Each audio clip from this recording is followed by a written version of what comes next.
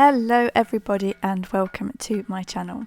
Inspiration for today's piece comes from one of my all-time favourite Disney films, and that is The Lion King. And since the new film is out, I thought this would be a great piece to have a go and do.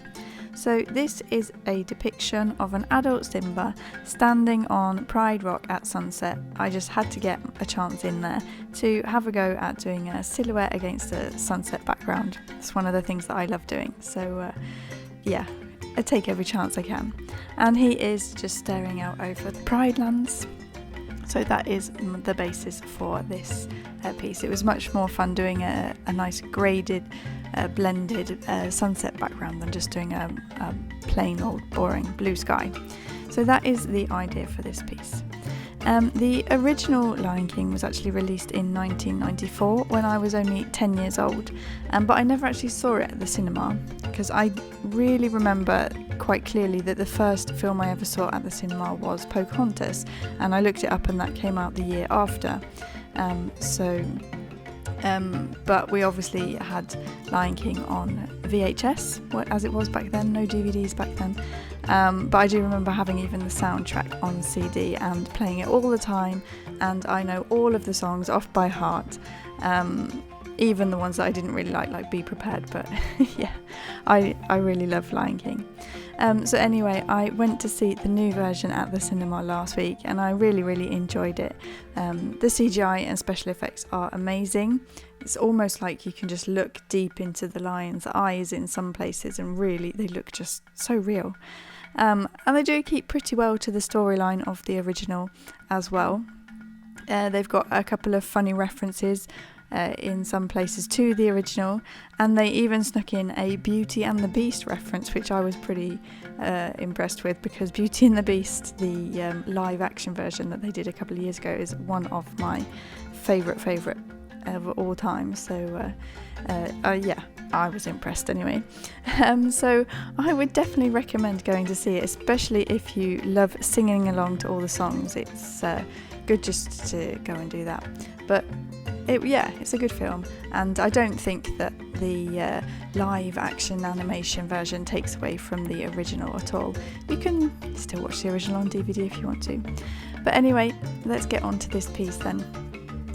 I am using Faber Castell mini stick pastels on a piece of black pastel mat, and quite simply I just sketched out the rough shapes that I wanted to leave or to the end to colour in black later for the silhouette of Pride Rock and the lion. So I sketched those in at the beginning, and then I just started doing a gradated, is that the right word? I've no idea. Blended background. I started with the lightest yellow down at the bottom and slowly worked my way up through the oranges and the reds, and then finally to purple. I always find the purple seems to be a little bit harder to lay down and get it to blend properly, but in the end I was happy with how it turned out and really like the effect of it. So yeah, it's basically just like lay down a bit of pastel, blend it with your finger, lay down a bit more of the lighter one and a bit of the darker one, and just keep it. It's a bit of a backwards and forwards technique to it, really. Just keep going until you're happy. And then when I finally was happy with it, I then took to my black pastels.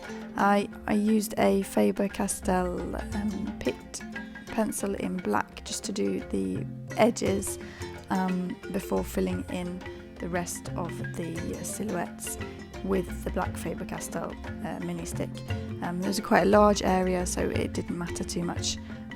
Didn't want to do it all with a pencil, and it was pretty easy to fill in with a mini stick. So that is basically my technique for all of this.